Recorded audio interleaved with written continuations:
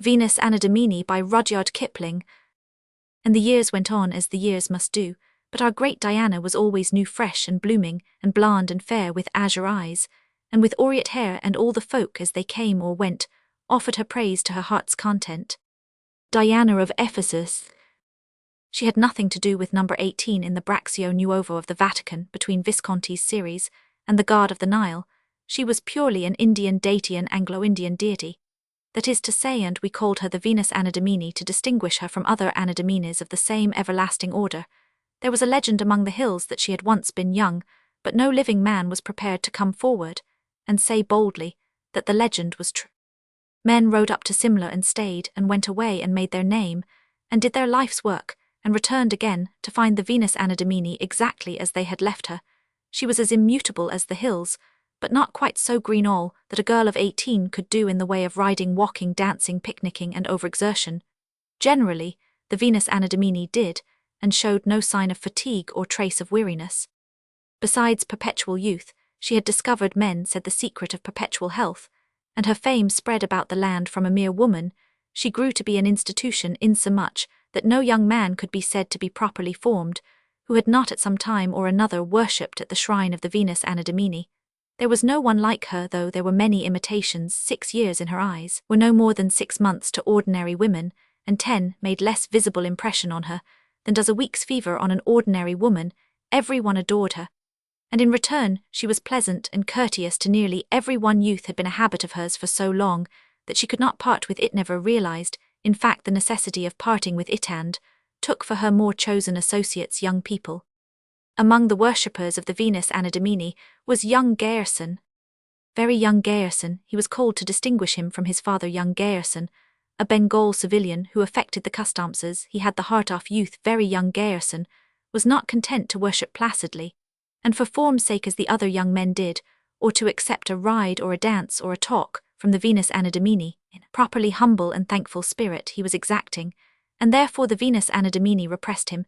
He worried himself nearly sick in a futile sort of way over her, and his devotion and earnestness made him appear either shy or boisterous or rude, as his mood might vary by the side of the older men who with him bowed before the Venus Anadomini. She was sorry for him. He reminded her of a lad who 23 years ago had professed a boundless devotion for her, and for whom in return she had felt something more than a week's weakness. But that lad had fallen away and married another woman less than a year after he had worshipped her, and the Venus Anadomini had almost not quite forgotten his name. Very young Garrison had the same big blue eyes, and the same way of pouting his underlip when he was excited or troubled. But the Venus Anadomini checked him sternly. None the less too much zeal was a thing that she did not approve of, preferring instead a tempered and sober tenderness. Very young Garrison was miserable, and took no trouble to conceal his wretchedness. He was in the army, a line regiment, I think, but am not certain, and since his face was a looking-glass, and his forehead an open book by reason of his innocence, his brothers in arms made his life a burden to him and embittered his naturally sweet disposition. No one, except very young Garrison, and he never told his views, knew how old very young Garrison believed the Venus Anadomini to be. Perhaps he thought her 25, or perhaps she told him that she was this age. Very young Garrison would have forded the Gugger in flood to carry her lightest word, and had implicit faith in her. Everyone liked him, and everyone was sorry when they saw him so bound a slave of the Venus Anadomini. Everyone, too, admitted that it was not her fault, for the Venus Anadomini differed from Mrs. Hawksby and Mrs. Reaver in this particular. She never moved a finger to attract anyone, but like Ninon de l'Enclos, all men were attracted to her. One could admire and respect Mrs. Hawksby, despise and avoid Mrs. Reaver, but one was forced to adore the Venus Anadomini. Very young Garrison's papa held a division or a collectorate or something administrative in a particularly unpleasant part of Bengal, full of Babus, who edited newspapers proving that young Garrison was a Nero and a Scylla and a Charybdis. And in addition to the Babus, there was a good deal of dysentery and cholera abroad for 9 months of the year.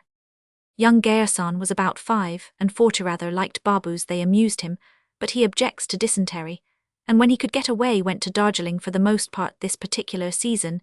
He fancied that he would come up to Simla and see his boy. The boy was not altogether pleased. He told the Venus Anadomini that his father was coming up, and she flushed a little, and said that she should be delighted to make his acquaintance.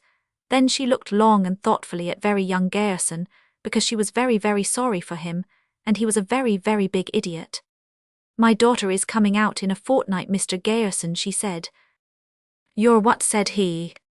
"Daughter," said the Venus Anadomini, "she's been out for a year at home already, and I want her to see a little of India. She is 19, and a very sensible, nice girl, I believe." Very young Garrison, who was a short 22 years old, nearly fell out of his chair with astonishment, for he had persisted in believing against all belief in the youth of the Venus Anadomini. She, with her back to the curtained window, watched the effect of her sentences and smiled. Very young Garrison's papa came up 12 days later, and had not been in Simla 24 hours before two men, old acquaintances of his, had told him how very young Garrison had been conducting himself. Young Garrison laughed a good deal, and inquired who the Venus Anadomini might be, which proves that he had been living in Bengal, where nobody knows anything except the rate of exchange.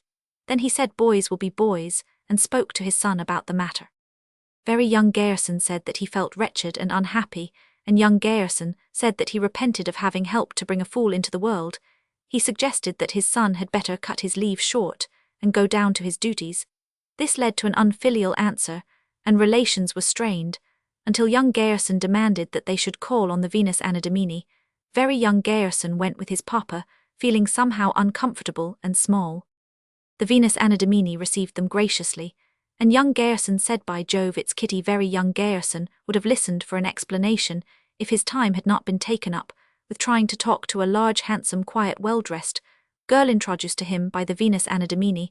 As her daughter, she was far older in manners, style, and repose than very young Garrison, and as he realized this thing he felt sick. Presently he heard the Venus Anadomini saying, "Do you know that your son is one of my most devoted admirers?"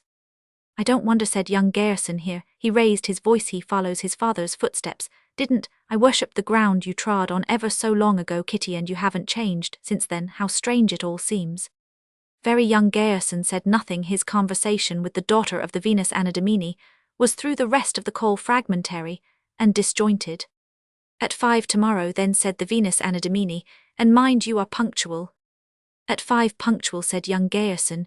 "You can lend your old father a horse, I dare say, youngster, can't you? I am going for a ride tomorrow afternoon." "Certainly," said very young Garrison. "I am going down tomorrow morning. My ponies are at your service, sir." The Venus Anadomini looked at him across the half-light of the room, and her big grey eyes filled with moisture. She rose and shook hands with him. "Goodbye, Tom," whispered the Venus Anadomini,